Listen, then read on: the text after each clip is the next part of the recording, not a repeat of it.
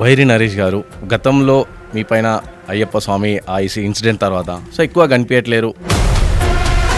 అయ్యప్ప స్వామి కంటే ముందు కూడా నేను ఎప్పుడు కనిపించలేదు. ఇప్పుడు తెలంగాణ విషయానికి వస్తే తెలంగాణ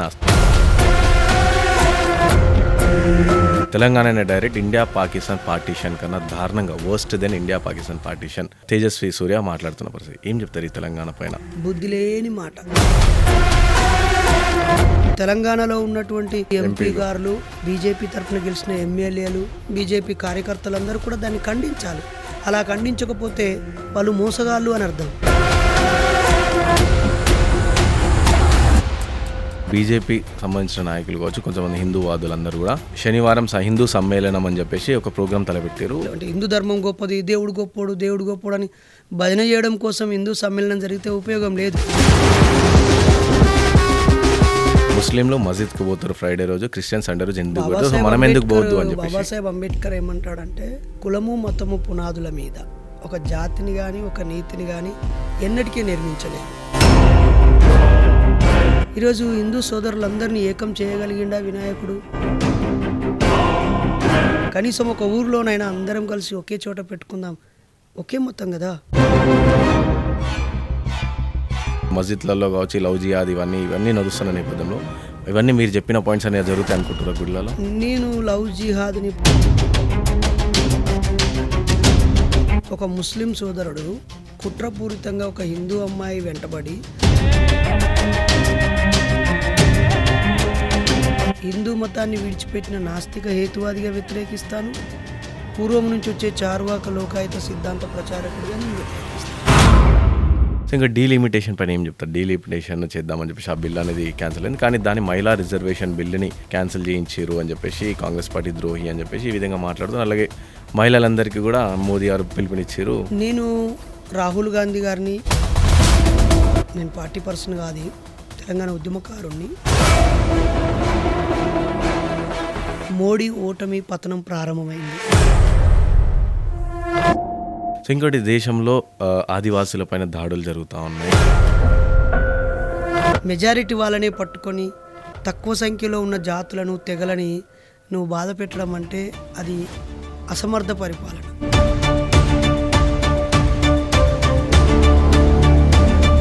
కానీ మీరు చెప్తున్న మైనార్టీ ఎవరు, వాళ్ళ వల్లనే హిందువులంతా 70% ఉన్న హిందువులందరికీ కూడా ఖతరా ఉంది అని చెప్పేసి బీజేపీ ఆ విధంగా ప్రచారం చేస్తుంది బ్రదర్. అంటే ఇక్కడ మనం దయచేసి హిందూ సోదరులు తప్పుగా అర్థం చేసుకోవద్దు. నమస్తే. తెలంగాణ అస్తిత్వంపై పార్లమెంట్ సాక్షిగా దాడి జరుగుతూ ఉంది. మనం చూసినాం తెలంగాణకు సంబంధించి. సో రీసెంట్గా తేజస్వి సూర్య ఏ విధంగా అయితే వ్యాఖ్యలు చేశారో దాన్ని సమర్థిస్తూ బీజేపీ నాయకులు సో తెలంగాణ పైన, తెలంగాణ అస్తిత్వం పైన ఒకవైపు దాడి, ఇంకోవైపు దేశంలో ట్రైబల్స్ పైన, చాలా వరకు ఆదివాసుల పైన, మణిపూర్ కావచ్చు, ఇలా ప్రతి ఒక్క రాష్ట్రంలో ట్రైబల్స్ పైన దాడి జరుగుతూ ఉంది. సో దీనిపైన కేంద్ర ప్రభుత్వం పట్టించుకునే పాపన కనిపించలేదు. సో ఇట్లా చాలా వరకు సమస్యలు దేశంలో జరుగుతాయి, అలాగే రాష్ట్రంలో కూడా జరుగుతాయి. సో మాట్లాడేవి అన్నిటిపైన విశ్లేషించే ప్రయత్నం చేస్తాం, వీటన్నిటిపైన మాట్లాడించే ప్రయత్నం చేస్తాం. మనతో పాటు మాట్లాడడానికి బైరి నరేష్ అన్న ఉన్నారు. అన్న నమస్తే. సో ఫస్ట్గా అన్న, బైరి నరేష్ గారు గతంలో మీ పైన అయ్యప్ప స్వామి ఆ ఇన్సిడెంట్ తర్వాత సో ఎక్కువ కనిపించట్లేరు, ఎందుకు ఏమైనా స్లో అయ్యారు అనుకోవచ్చా? అయ్యప్ప స్వామి కంటే ముందు కూడా నేను ఎప్పుడు కనిపించలేదు. సో అప్పుడు ఆ టైంలో చాలా ఎక్కువ కనిపించారు కదా, దాని తర్వాత మళ్ళీ అప్పుడు కనిపించడానికి కూడా నేను కారణం కాదు. నేను వెళ్ళి జైల్లో ఉన్న తర్వాత ఇక్కడ ఉన్న వన్ సైడ్ వింటూ తప్పుగా ట్రోల్ చేస్తూ నన్ను బ్లేమ్ చేయడానికే ప్రయత్నించిళ్ళు. పదే పదే దాన్ని పెద్దగా బూచిగా చూపించిళ్ళు. బయటకు వచ్చిన తర్వాత వివరణ ఇచ్చుకోవడం కోసమే అన్ని ఛానళ్ళకి ఇంటర్వ్యూ ఇచ్చాను తప్ప బేసికల్గానే నేను ఈ ప్రచారం మీద ఆధారపడను, ప్రచారం కోసం పనిచేయను. 10 కార్యక్రమాలు చేస్తే ఒక్కటి కూడా పోస్ట్ చేయడానికి ఇష్టపడను. మన పనే ప్రతిబింబించాలి తప్ప మనం కనిపించాల్సిన పని లేదు. ఆ ఇన్సిడెంట్కి ముందే నేను 4600 సమావేశాలు ఉన్నాయి. రీసెంట్గా కూడా ఒక 1200 మందితో 4 రోజులు క్యాంపు జరిపాము. ఎక్కడ ప్రెస్కి కూడా పెద్దగా ఇచ్చుకోలేదు. నాకే పర్సనల్గా బైరి నరేష్ యూట్యూబ్ ఛానల్ ఉంది. ఒకదాని తర్వాత ఒకటి నిదానంగా అందులో పోస్ట్ చేసుకుంటాం అంతే. సో ఆ ఘటన తర్వాత స్లో ఏం లేదు, మీ వర్క్ మీరు దానికి ముందు ఎట్లా ఉన్నా ఇప్పుడు కూడా అలానే ఉన్నా అంటారా? దానివల్ల లాభ నష్టాలు ఉన్నాయి. ఒకటి, హిందూ వ్యతిరేక అనే బాగా ముద్ర వేశారు, అది తప్పు. ఆ హిందూ పేరుతో మోసం చేసే వాళ్ళకే వ్యతిరేకిని తప్ప మా అమ్మ నాన్న హిందూ గారా, మా ఊర్లో మొదట మాల వేసిన మా బాబాయి హిందూ కాదా, మా తమ్ముడు హనుమాన్ మాల వేస్తాడు హిందూ కాదా.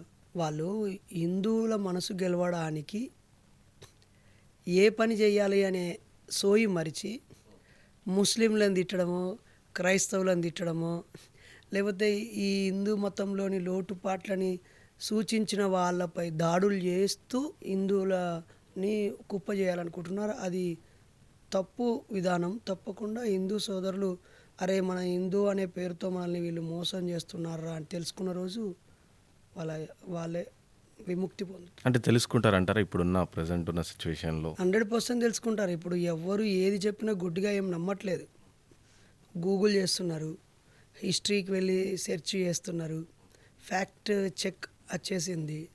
కాబట్టి ఫేక్ వాళ్ళందరూ కొట్టుకుపోయే రోజు వచ్చేసి. కానీ అంతే విధంగా కూడా పెరుగుతారు. ఈ మధ్యలో చూసినాం, ఒకప్పుడు అంటే బాబాలంటే 60 సంవత్సరాలు 50 సంవత్సరాల వాళ్ళే బాబాలు. ఇప్పుడు చిన్న చిన్న పిల్లలు 7 సంవత్సరాలు 8 సంవత్సరాలు 9 సంవత్సరాల వాళ్ళు కూడా బాబాలు అవుతారు పిల్లలు. సో వాళ్ళని నమ్మి జనాలు కూడా పోతున్నారు, వాళ్ళ కాళ్ళు మొక్కుతున్నారు, వాళ్ళు కాళ్ళు గడిగి నీళ్ళు మీద చల్లితే ఆ నీళ్ళు తాగుతున్నారు అని చూస్తున్నాం సోషల్ మీడియా వేదికగా చాలా వీడియోస్ చూస్తున్నాం. చాలామంది హిందువుల్లో ఉన్న పూజారులు, హిందువులలో ఉన్న పెద్ద వయసు వాళ్ళు, లేదా ఆ పేరుతో ప్రజల్ని జాగృతం చేసి చాలామంది వీళ్ళంతా ఫేక్ అని చెప్పేసి ప్రకటనలు ఇస్తూనే ఉన్నారు. రకరకాల దేవుళ్ళను కూడా వీళ్ళు ఫేక్ దేవుళ్ళు అని చెప్పేసి కూడా ప్రకటన ఇస్తూనే ఉన్నారు. చెడు కొంత వేగంగా స్ప్రెడ్ అవుద్ది, నిజము సత్యం నిదానంగా వెళ్ళుద్ది.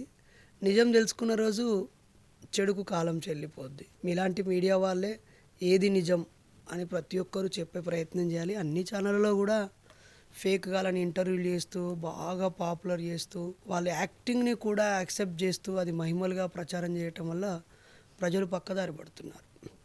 సోషల్ మీడియా కానీ, media, print media, electronic media, cine మాధ్యమం, సీరియల్ వ్యవస్థలు కూడా అభూత శక్తుల్ని, మహిమల్ని గొప్పవిగా చూపించడం వల్ల శాస్త్రీయ దృక్పథం అడుగంటిపోతుంది, ప్రశ్నించే తత్వం అడుగంటిపోతుంది, ఆలోచించేటువంటిది లేదు, అనుకరించడం అనే ప్రక్రియ ఒకటి కొనసాగుతుంది. ఇది ఈ దేశ అభివృద్ధికి ప్రమాదం. సో ఇంకోటి, రీసెంట్గా బీజేపీ సంబంధించిన నాయకులు కావచ్చు, కొంతమంది హిందూ వాదులందరూ కూడా శనివారం హిందూ సమ్మేళనం అని చెప్పేసి ఒక programme తలపెట్టారు.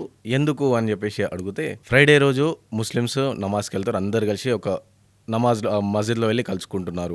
And Christians every Sunday వాళ్ళందరూ కలుసుకుంటారు. సో అట్లా మన హిందువులం, మన హిందూ సోదరులం, హిందూ బంధువులం మనం ఎందుకు కలుసుకోవద్దని చెప్పేసి హిందూ సమ్మేళనం అని చెప్పేసి ఒక ప్రోగ్రామ్ ఏర్పాటు చేస్తారు. ఎవ్రీ సాటర్డే కావచ్చు, ఏదో ఒక డే చేస్తుంది. ఏమంటారు దానిపైన మీరు? మంచిదే కదా. భారత రాజ్యాంగం వాళ్ళకి మత స్వాతంత్ర్యపు హక్కునిచ్చింది. నిజానికి అలా జరగాలి. ప్రతి ఆలయము, ప్రతి హిందూ ఆడికి వెళ్ళే ఒక స్వేచ్ఛ కావాలి. పెళ్ళిళ్ళు అక్కడే జరగాలి. అనవసరంగా ఫంక్షనాల్లో డబ్బులు ఖర్చు కావద్దు. పుట్టినరోజులు అక్కడే జరగాలి. ఈ విదేశీ కేకు ఇంకేదైనా విదేశీ అందామా పక్కన పెడితే మొహానికి కేకులు పూసేయడం మానేయాలి. ఆర్థికంగా హిందువులు ఏ ఏ విషయాల్లో నష్టపోతున్నారో అక్కడ చర్చ జరగాలి. హిందూ మతం విడిచి ఇతర మతాల్లోకి పోవడానికి గల కారణాలు ఏంటో అక్కడ విశ్లేషణ జరగాలి. హిందువులు ప్రపంచంలో గొప్ప స్థాయిలో, అంటే హిందూ ధర్మం గొప్పది, దేవుడు గొప్పోడు అని భజన చేయడం కోసం హిందూ సమ్మేళనం జరిగితే ఉపయోగం లేదు. భార్యా పిల్లలను వదిలేసి వేల రోజుల పాటు, సంవత్సరాల తరబడి దేవుడి ధ్యానంలో ఉండేవాళ్ళు, సాధులు, సంతులు, సన్నాసులు, రకరకాల వ్యక్తులు, హిమాలయాల్లో ఉండేవాళ్ళు, రకరకాల కుంభమేళాలో లక్షలాదిగా తరలి వచ్చేవాళ్ళు, దేవుళ్ళని పూజించేవాళ్ళు కోకొల్లుగా ఉన్నారు. ఇప్పుడు ఆ మతాన్ని విశ్వసించే వాళ్ళ ప్రజలని సామాజికంగా, ఆర్థికంగా, రాజకీయంగా, సాంస్కృతికంగా స్టేబుల్ చేయడం కోసం ఈ సమ్మేళనాలు ఉపయోగపడితే చాలా మంచిది. అలా కాకుండా ఏ నినాదం వెనుక ఏ స్వార్థ ప్రయోజనాలు ఉన్నాయో తెలుసుకోకపోతే మోసపోతాం. అది రాజకీయ ప్రయోజనాల కోసమో లేదా ఒక వ్యక్తి స్వామ్యాన్ని తయారు చేసి వాళ్ళ చేతిలో వీళ్ళ జుట్టు పెట్టడానికైతే అది దాని అసలు రంగు బయటపడ్డ రోజు ప్రజలే చీత్కరించి బయటికి వెళ్ళిపోతారు. అంటే నేను ఈ సమ్మేళనం గురించి విన్నప్పుడు ఆ కొంతమంది నాయకులకు అడిగితే మీరు చెప్పినట్టు వీటి కోసం అని చెప్పలేదు, కేవలం 2 పాయింట్స్ చెప్పారు. ముస్లింలు మస్జిద్కి పోతారు ఫ్రైడే రోజు, క్రిస్టియన్స్ సండే రోజు ఎందుకు పోతారు, మనం ఎందుకు పోవద్దు అని చెప్పేసి. బాబాసాహెబ్ అంబేద్కర్ ఏమంటాడంటే, కులము మతము పునాదుల మీద ఒక జాతిని కానీ ఒక నీతిని కానీ ఎన్నటికీ నిర్మించలేరు. ఆ రోజు భారత స్వాతంత్ర్యం కోసం వినాయకుడు ఉత్సవాలను స్థాపించడానికి బాలగంగాధర్ తిలక్ గారు చెప్పారు. స్వాతంత్ర్యం వచ్చింది. ఈరోజు హిందూ సోదరులందరినీ ఏకం చేయగలిగిండా వినాయకుడు?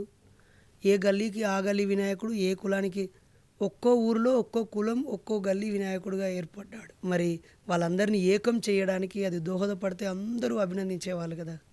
కనీసం ఒక ఊరిలోనైనా అందరం కలిసి ఒకే చోట పెట్టుకుందాం, ఒకే మొత్తం కదా, అందరం ఒకే చోట పెట్టుకుందాం అనేటువంటి చైతన్యం కూడా రానప్పుడు ఎవరికి వాళ్ళుగా ఎన్ని పెట్టుకుంటే ఏం లాభం? ఈరోజు ప్రతి సోమవారం ఇంట్లో ఎవరింట్లో వాళ్ళు పూజ చేసుకుంటున్నారు. ప్రతి పండక్కి లక్షలాది మంది హిందువులు తండోపతండాలుగా వస్తున్నారు. చాలా ఆలయాల్లో పలానా సమయంలోనే చూడాలి, దర్శనం చేసుకోవాలని ఎదురు చూసే వాళ్ళు ఎంతోమంది ఉన్నారు. హిందువులు ఎప్పుడైతే దేవుడి గురించి చర్చను ఆపేసి ఆ దేవుణ్ణి విశ్వసించే ప్రజల గురించి ఆలోచిస్తారో అప్పుడు ఈ ధర్మం కీర్తించబడుతుంది, గౌరవించబడుతుంది.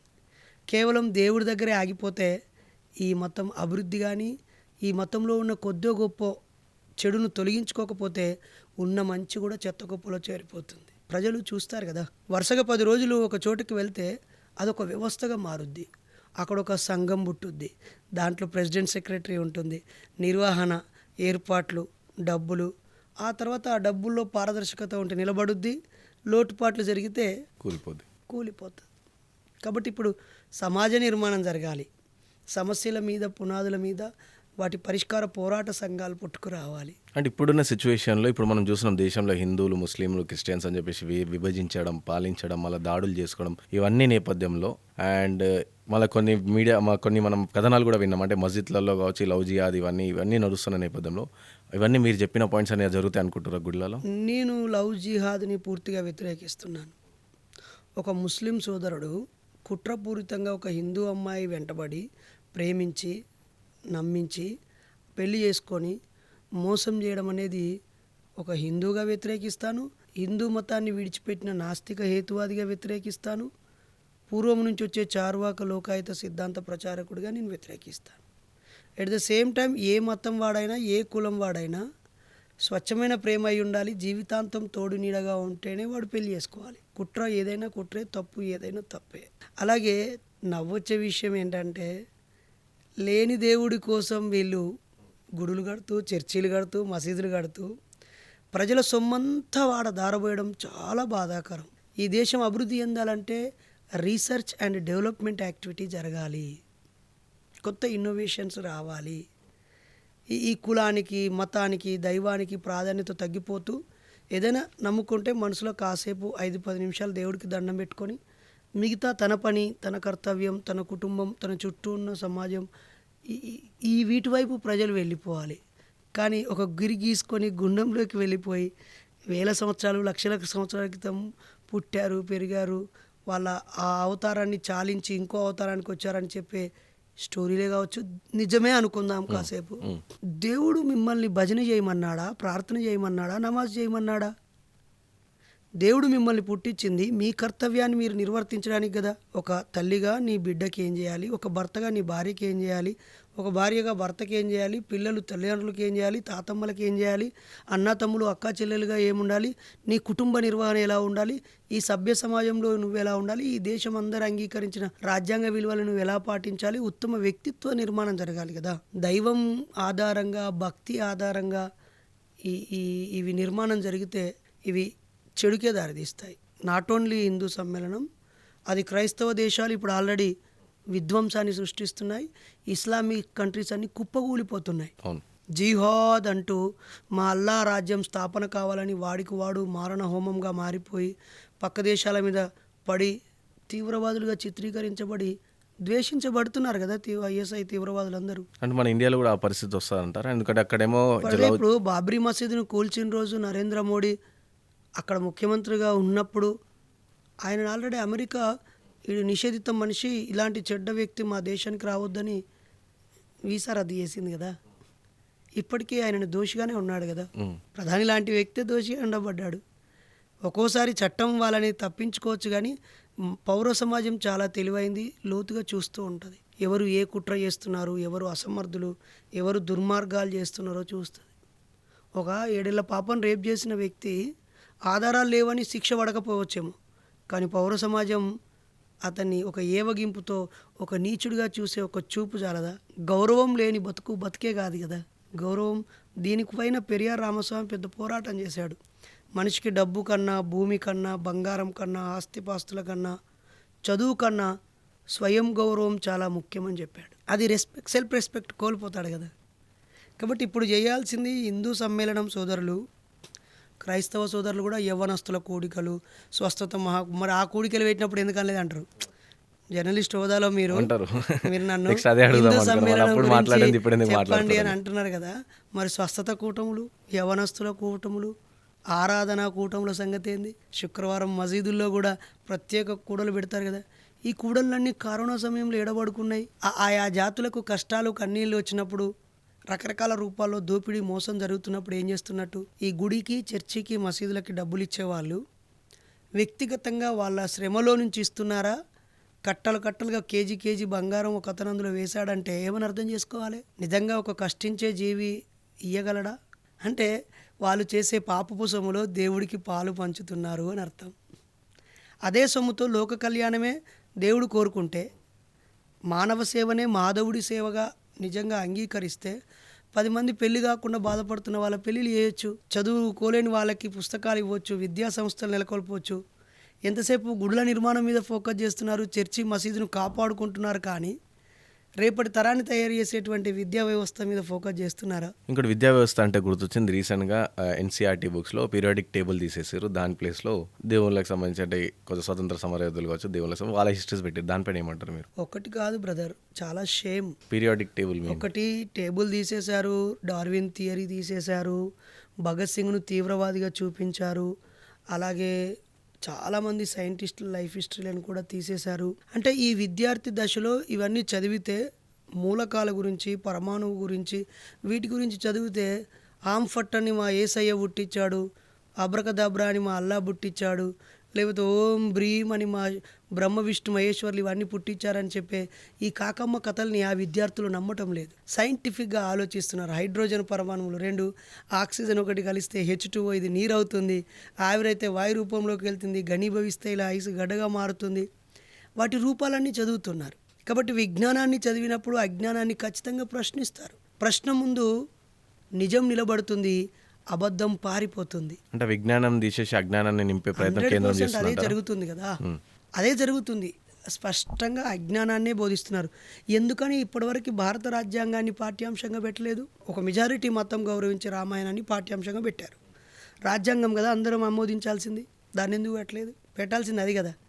లేదా గాంధీ చరిత్ర, నెహ్రూ చరిత్ర, బాబాసాహెబ్ అంబేద్కర్ చరిత్ర, సర్దార్ వల్లభాయ్ పటేల్ చరిత్ర, లేదా ఈ దేశంలో ఉన్న 10 మంది ప్రముఖుల జీవిత చరిత్రల్ని, ఆయా రంగాల్లో వాళ్ళు చేసిన సేవలు, సంఘ సంస్కర్తలు, పూలే లాంటి, బుద్ధుడు లాంటి చరిత్రలు పెట్టాలి కదా, పెట్టట్లేరు. ఇది ఏంటంటే ఒక క్రమ పద్ధతిలో రేపటి తరం వెన్నెముకను తీసేయడం, అశాస్త్రీయమైన విద్యా విధానాన్ని బోధిస్తూ నమ్మకస్తులుగా, భక్తులుగా, అనుచరులుగా, బానిసలుగా తయారు చేసేటువంటి ఒక సిస్టాన్ని ఎస్టాబ్లిష్ చేస్తున్నారు. ఇవి చదివిన ఈ పౌరుడు వేరే దేశాల్లో పోటీలో నిలబడడు, ఈ దేశంలో కూడా పోటీకి పనికిరాడు.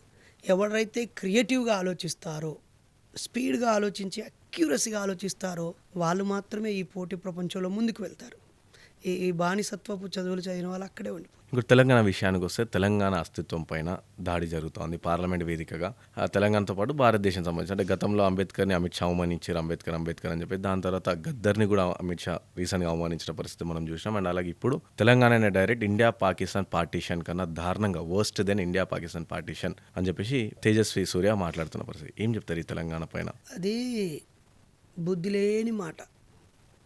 ఆ రోజు సుష్మా స్వరాజ్ గారు బీజేపీ నుంచి మద్దతు ఇస్తే ఆమెకు చేతులు జోడించి దండం పెట్టాం.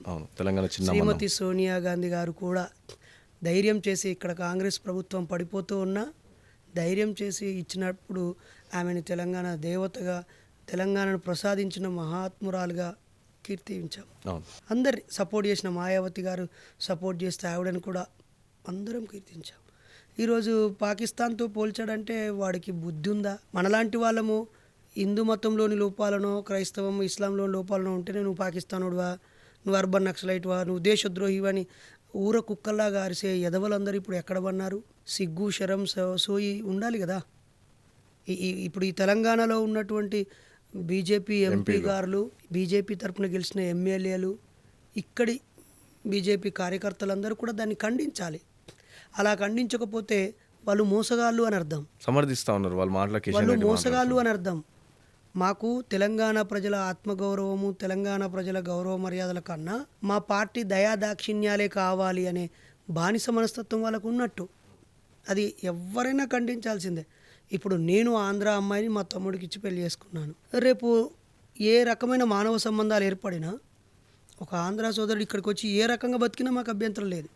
కానీ ఇక్కడి అస్తిత్వాన్ని దెబ్బతీస్తే తమ్ముడు తమ్ముడే, ఆట ఆటే. కాబట్టి మేము ప్రశ్నిస్తాం, వ్యతిరేకిస్తాం. అందుకే పృథ్వీరాజ్ అన్న లాంటి వాళ్ళు కానీ, తెలంగాణ ఉద్యమకారులందరూ కూడా దాన్ని ఖండించారు. అప్పుడే బీజేపీ ఎంపీలందరూ ఇది మా పార్టీ తరపున ఆయన అనాలోచితంగా ఈ మాట మాట్లాడాడు, దీనికి ఆయన తరపున మేము క్షమాపణలు కోరుతున్నామని తెలంగాణ పౌర సమాజాన్ని వాళ్ళు క్షమాపణలు కోరాలి. లేదా ఆయన అనుకోకుండా మాట తుల్లాను, సారీ చెప్పకపోయినా అనుకోకుండా అన్నాను అని ఒక చేయాలి. ఇప్పుడు ఇది ప్రజలందరూ బీజేపీ ఎప్పటికున్నా తెలంగాణ ద్రోహియే. అక్కడ కాకినాడలో మీరు ఒక్కోటేయండి 2 రాష్ట్రాలు చేస్తామన్నారు.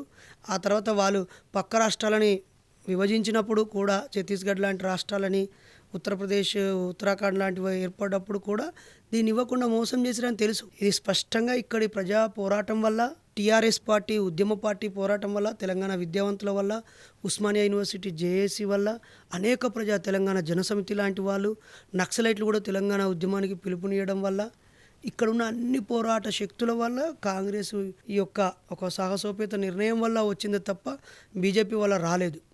అప్పుడు చాలా సందర్భాల్లో ఏబీవీపీ కలిసి రాలేదు, బీజేపీ కలిసి రాలేదు. ఇక తప్పనిసరి పరిస్థితి ఉంది అని అనుకున్నప్పుడు ఇంట్లో కలిసి రాకపోతే మేము ఏకాకులం అవుతామనేటువంటి అన్ని చేసేసినప్పుడు అలా వచ్చి తూతూ మంత్రంగా పాల్గొన్నారు తప్ప వాళ్ళకి తెలంగాణ ఉద్యమంలో లేరు. అయితే ఇప్పుడు తెలంగాణ పార్టీలో తెలంగాణ ఉద్యమకారులు చేరారు. ఆ వ్యక్తులకు ఉద్యమ పోరాట చరిత్ర ఉంది కానీ బీజేపీకి లేదు. అయితే అప్పుడు ప్రధాన ప్రతిపక్షం కాబట్టి వాళ్ళ మద్దతు లేకుండా రాష్ట్రం వచ్చేది కాదు. సో మీరు ఇంతకుముందు నక్సలైట్స్ అంటే గుర్తొచ్చింది ఆపరేషన్ కగార్. సో మార్చి 31 తారీఖు వరకు అంతం చేసేసామని చెప్పేసి అండ్ క్లోజ్ అయిపోయింది, ఇది మేము గెలిచినామని చెప్పేసి కూడా అమిత్ షా వాళ్ళు ప్రకటించిన పరిస్థితి. అండ్ రీసెంట్గా ఓ వారం కిందట సిద్దిపేట జిల్లాకు సంబంధించిన నక్సలైట్ ఎన్కౌంటర్ చేసి చేయడం జరిగింది. సో ఏం చెప్తారు ఈ ఆపరేషన్ కగార్ పైన? అంటే అయిపోయింది అనుకుంటున్నారా లేకుంటే? ఒకటి, అసలు నక్సలిజాన్ని అర్థం చేసుకోలేదు అమిత్ షా గారు.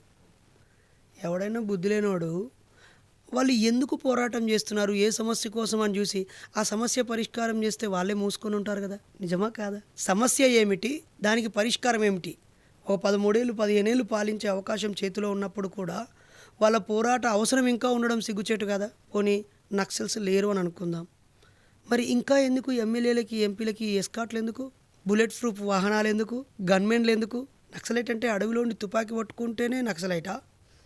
ప్రశ్నల్ని సంధించేవాడు నక్సలైట్ కదా. నక్సలైట్ పోరాట రూపం మారుతూ ఉంటుంది కదా. ఇప్పుడు భారత రాజ్యాంగం అమల్లోకి వచ్చింది, రాజ్యాంగంతో కాదు అని వాళ్ళు పోరాడారు. మన ఓయూ శ్రీకాంత్ కూడా చెప్తాడు, గన్నులు ఆ రోజు మా ఊరికి వస్తేనే పెన్నులై మేము మొలకెత్తాము అని చెప్తాడు కదా. ఈరోజు జర్నలిస్టులో ఎంతోమంది నక్సలైట్ ఉద్యమంలో పనిచేసి అప్పుడున్న తీవ్ర పరిస్థితుల్లో కలం పట్టిన వాళ్ళే ఉన్నారు. మొదటి తరం ఉద్యోగస్తులందరూ కూడా సింపథైజర్సే ఉన్నారు. కాబట్టి నక్సలైట్ ఉద్యమానికి అంతం ఉండదు, రూపం మారచ్చేమో. అయినా నేనేమంటానంటే ప్రజలు చైతన్యవంతులయ్యి ఈ కుట్రలని కుతంత్రాలని ఛేదిస్తే నక్సలైట్ల అవసరం ఉండదు. వాళ్ళని పనిగట్టుకొని చంపడం అనేది నీచత్వము.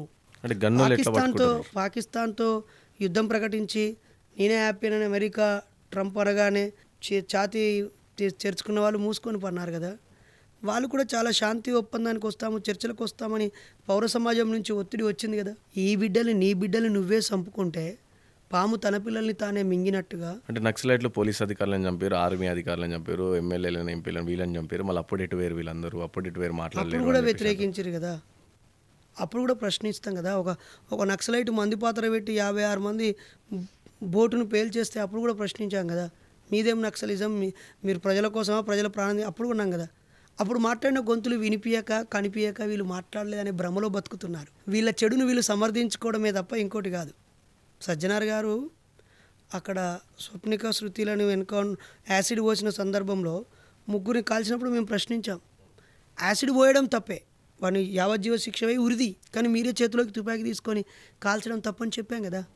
తర్వాత ఇక్కడ అమన్గల్ టోల్గేట్ దగ్గర ఒక అమ్మాయిని చంపినప్పుడు కూడా కాల్చడం కూడా తప్పే అన్నాం కదా. అలా అనంత మాత్రాన తప్పు చేసినోడికి వత్తాసు పలికినట్ట కాదు కదా. అంటే ఈ కామన్ సెన్స్ లేని వాళ్ళతో మనం డిస్కస్ చేయలేము. తప్పుగా అర్థం చేసుకొని విషయాన్ని దాటవేసి వాళ్ళు అనుకునేదే నిజమనే భ్రమలో బతికే వాళ్ళతో వేస్ట్. సో ఇంకా డీలిమిటేషన్ పైన ఏం చెప్తారు? డీలిమిటేషన్ చేద్దామని చెప్పేసి ఆ బిల్ అనేది క్యాన్సిల్ అయింది, కానీ దాని మహిళా రిజర్వేషన్ బిల్లుని క్యాన్సిల్ చేయించారు అని చెప్పేసి కాంగ్రెస్ పార్టీ ద్రోహి అని చెప్పేసి ఈ విధంగా మాట్లాడుతున్నారు. అలాగే మహిళలందరికీ కూడా మోదీ గారు పిలుపునిచ్చారు. నేను రాహుల్ గాంధీ గారిని ప్రత్యేకంగా అభినందిస్తాను. నేను పార్టీ పర్సన్ కాదు, తెలంగాణ ఉద్యమకారుణ్ణి. ఈరోజు ఒక బిల్లు వీగిపోయింది, మోడీ ఓటమి పతనం ప్రారంభమైంది. ఆల్రెడీ రైతు చట్టాన్ని, నల్ల చట్టాన్ని వెనక్కి తీసుకున్నప్పుడే ఆ ప్రభుత్వం వెనకడుగు వేస్తూ వచ్చింది. నెక్స్ట్ అధికారంలోకి వస్తే రాజ్యాంగాన్ని మేము తీసేసి పాత మనువాదాన్ని పెడతామన్నప్పుడే దాని పతనం ప్రారంభమైంది. కొన్ని చోట్ల మిషన్లను ఉపయోగించుకొని, కొన్ని చోట్ల మభ్యపెట్టి, కొన్ని చోట్ల లోపాయకార ఒప్పందం చేసి ఏదో కొంత మసిబూసి మాయడికాయ చేస్తున్నారని ప్రజలకు అర్థమవుతుంది. పేపర్ బ్యాలెట్ వస్తే అప్పుడు ఒరిజినాలిటీ బయటపడుద్ది. అది రావాలని అందరూ డిమాండ్ చేయాలి.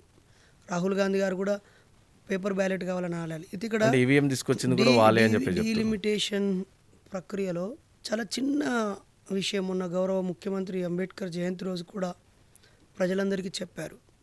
ఇప్పుడు చిన్న లాజిక్ మొన్న మన ప్రొఫెసర్ నాగేశ్వర్ గారు కూడా చక్కగా అర్థమయ్యేలా చెప్పారు. ఏమని, 2 పిల్లలకి మీరు ఎంత సంపాదిస్తే దానికి నేను డబల్ ఇస్తాను అన్నారనుకో.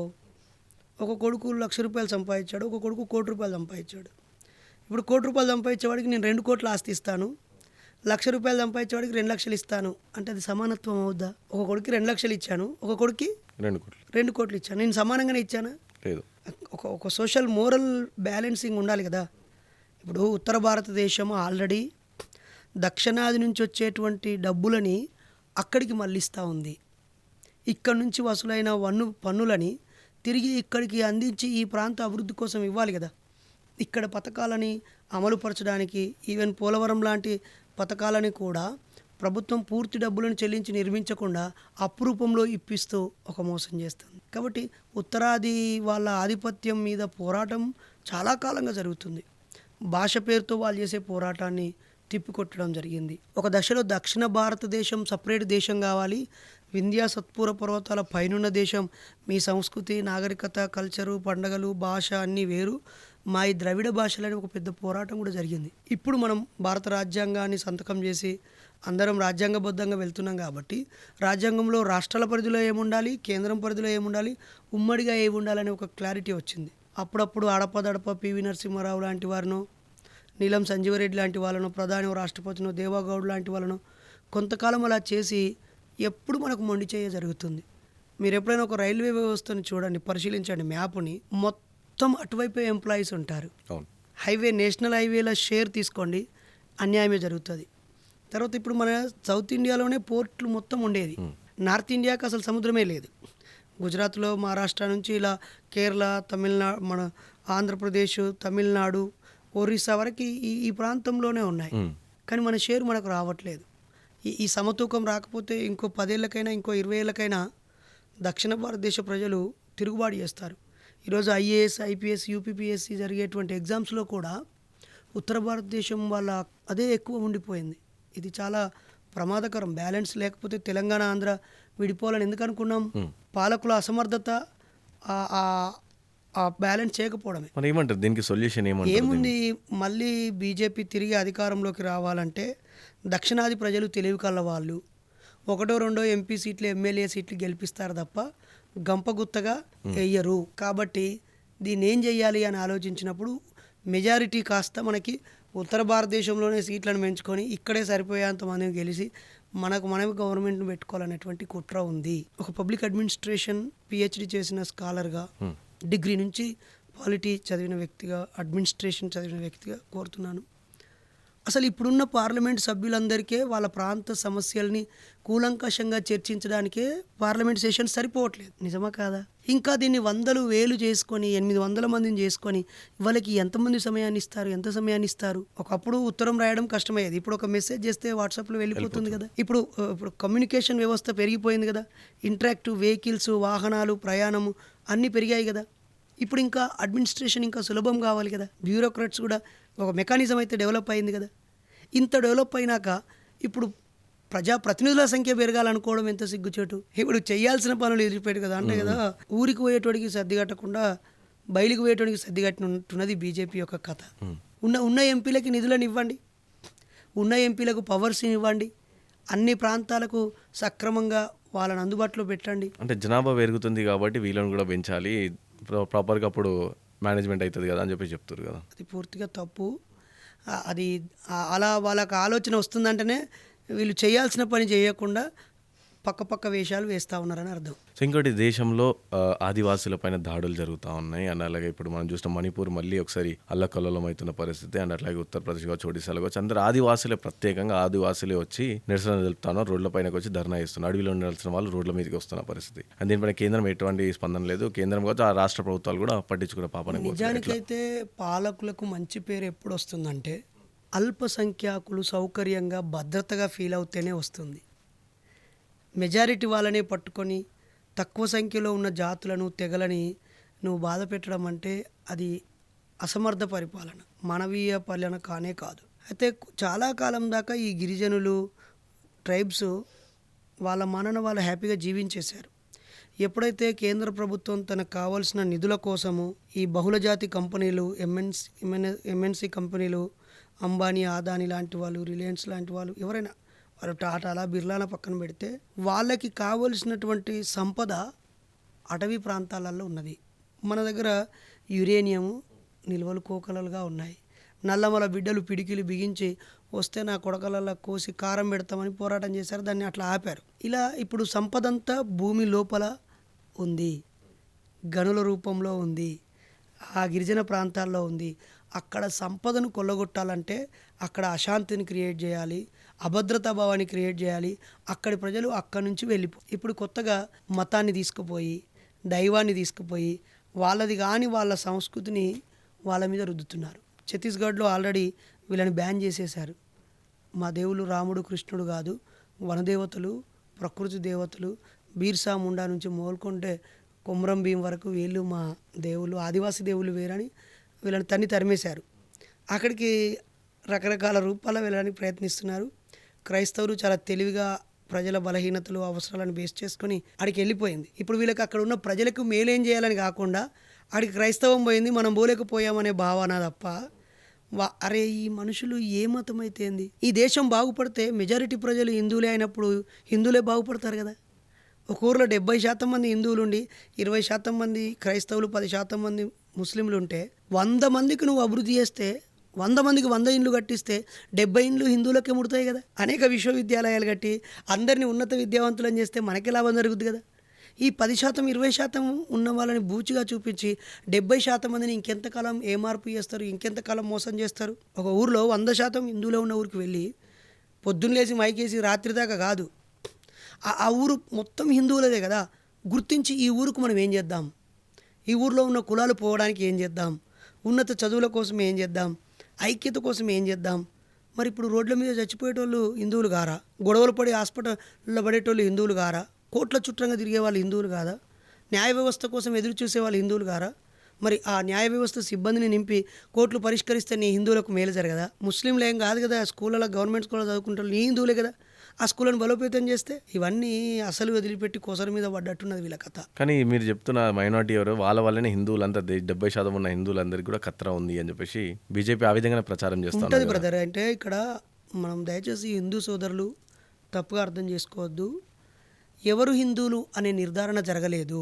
ఆయా మత గ్రంథాల్లో బ్రాహ్మణులు, క్షత్రియులు, వైశ్యులు వీళ్ళు మాత్రమే హిందువులని రాసుకున్నారు.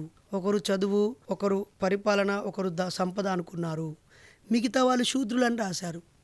శూద్రులు అంటే తక్కువ జాతి వాళ్ళు.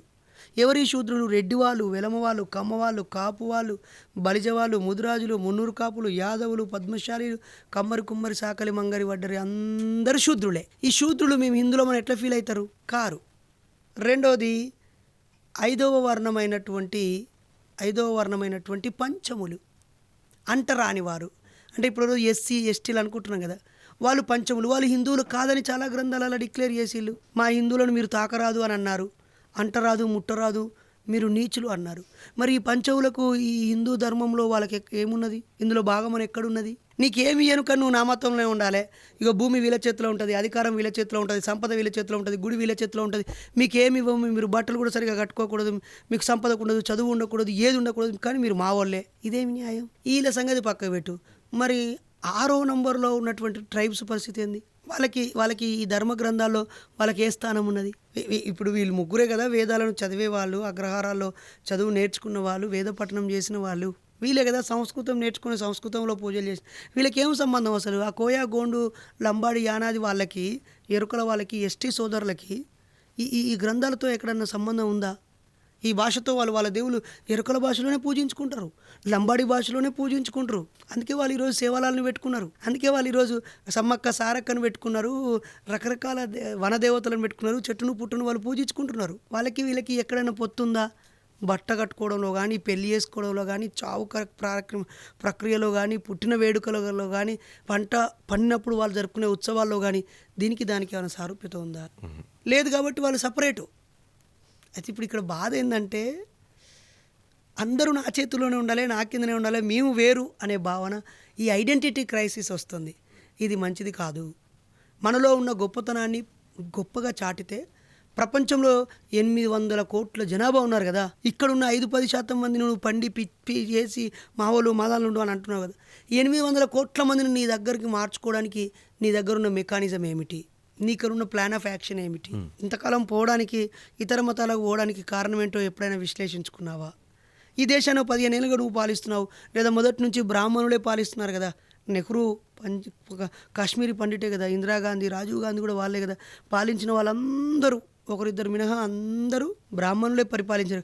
ప్రధానులే మీరున్నారు కదా, జడ్జీలే మీరున్నారు కదా, గవర్నర్లే మీరున్నారు కదా. మరి ఏమి ఈ వ్యవస్థని, ఈ సమాజాన్ని మీరెందుకు అసమర్థ పాలకులుగా మిగిలిపోయారు? పోనీ ఇంకెన్ని సంవత్సరాలు మీకు పరిపాలించే అధికారం ఇస్తే ఇక్కడి ప్రజలు నిండు నూరేళ్లు బతకడానికి కావాల్సినటువంటి ఒక జీవన ప్రమాణాన్ని పెంపొందిస్తారు? వాటికి ఆన్సర్ లేదు. ఇది ఎందుకు అభివృద్ధిని చెందిన దేశంగా ఎందుకు మారట్లేదు? అందరం హిందువులమే పోయి అందరం హిందువులమే అందాం. ముస్లిం సోదరులని వెంటనే ఆ దేశాలతో మాట్లాడి ఆడ కొంత స్థలం కొని వీళ్ళని పంపించేద్దాం, క్రైస్తవులను పంపించేద్దాం. మరి అమెరికాలో స్థిరపడ్డ మన బ్రాహ్మణ సోదరులను కూడా వెనకకు వెళ్దామా? వైశ్యులను కూడా వెనకకు వెళ్దామా?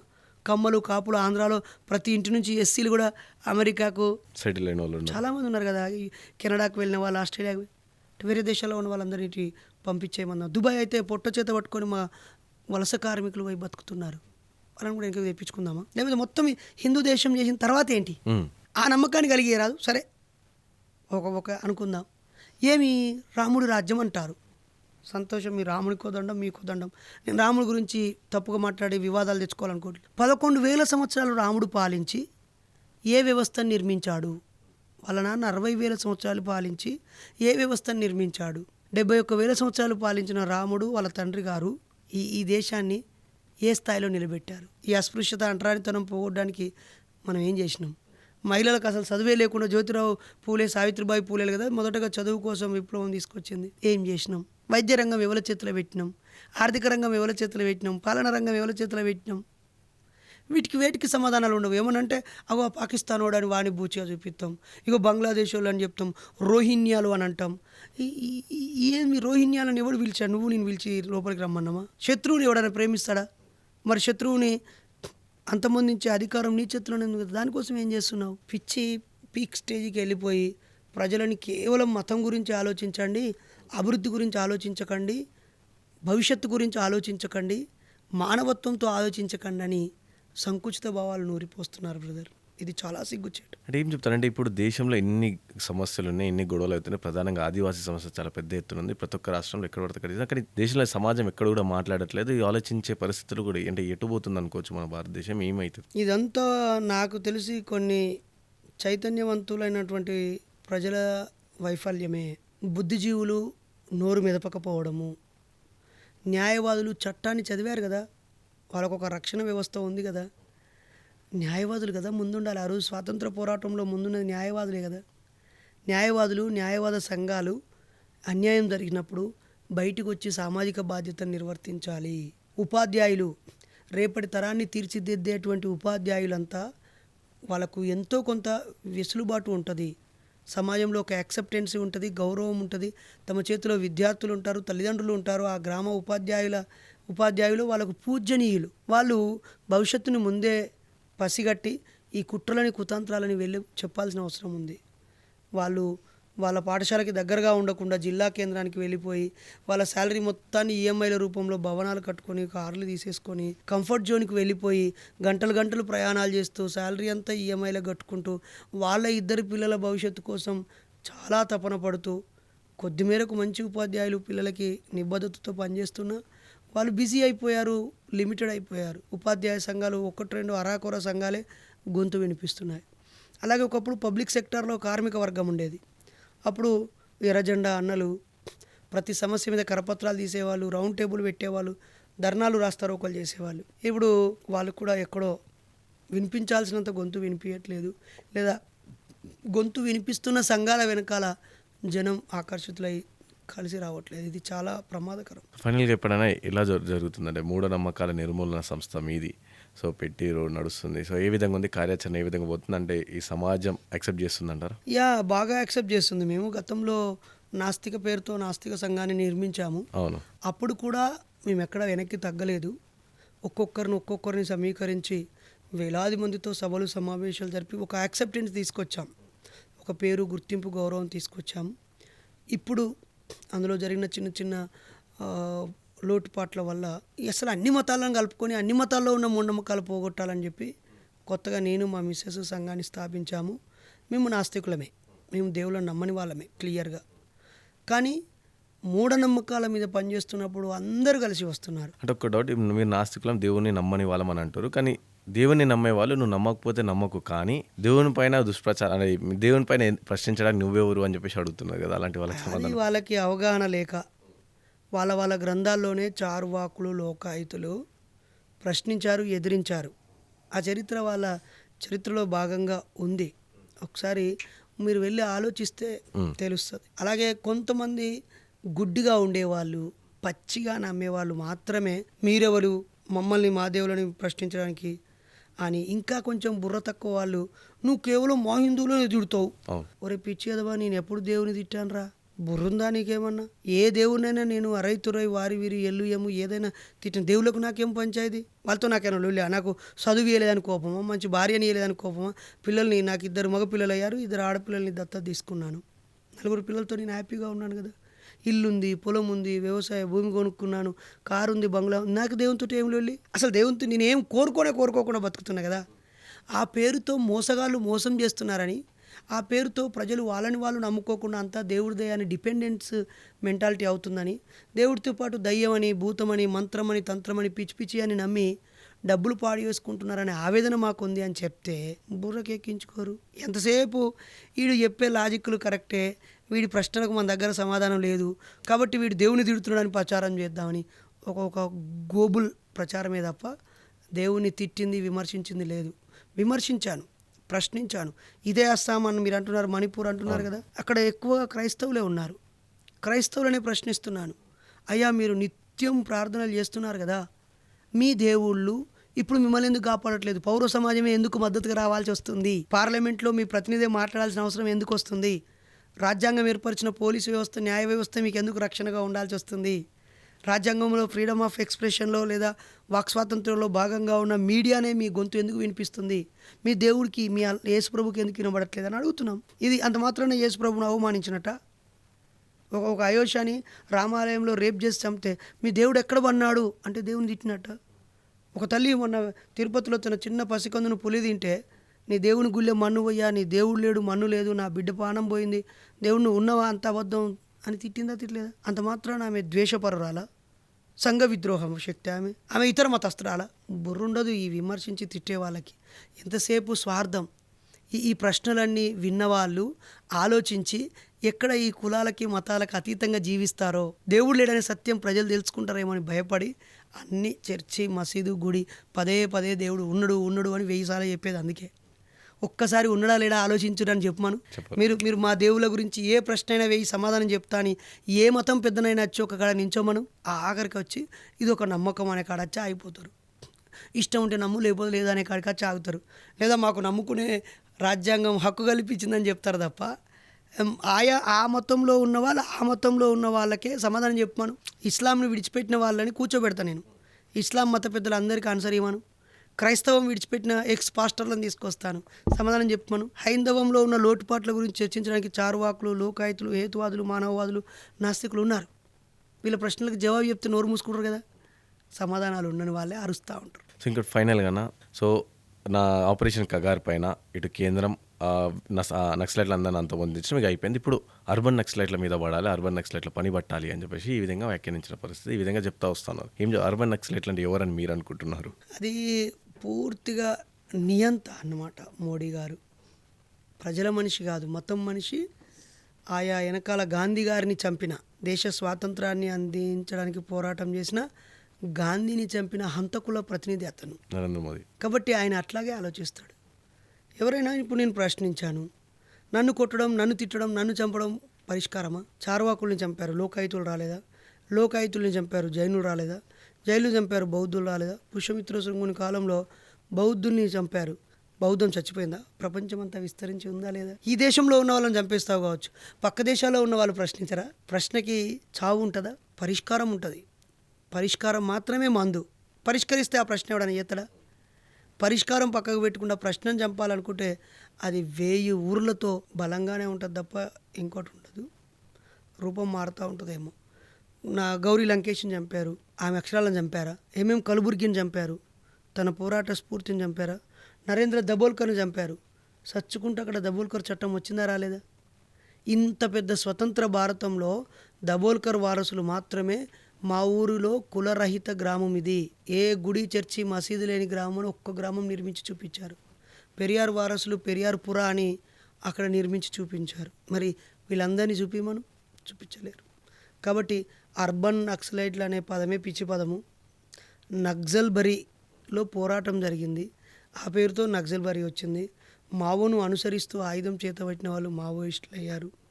కాబట్టి ప్రశ్నించడము, దోపిడీ పీడనను ఎదిరించడం. కాబట్టి వాళ్ళు ఒకనాడు స్వాతంత్ర సమరయోధులుగా గుర్తించబడ్డారు. ఆ తర్వాత స్వదేశంలో అంతర్గత తీవ్రవాదులుగా లేదా అంతర్గతంగా ప్రతిఘటక శక్తులుగా ఉన్నారు. ఇప్పుడు ఏదో పేరు పెడుతున్నారు. ఎవరు వాళ్ళకు వ్యతిరేకంగా మాట్లాడితే వాళ్ళు చెడ్డవాళ్ళు. కండువా కప్పుకోగానే సత్యవంతులు అయిపోతారు, సత్య హరిశ్చంద్రులు అయిపోతారు. థ్యాంక్ యూ అన్న, thank you so much for your time. Thank you. So చూసిరుగా, ఇది ఇవాళ స్పెషల్ ఇంటర్వ్యూ. మరో గెస్ట్ మళ్ళీ కలుద్దాం.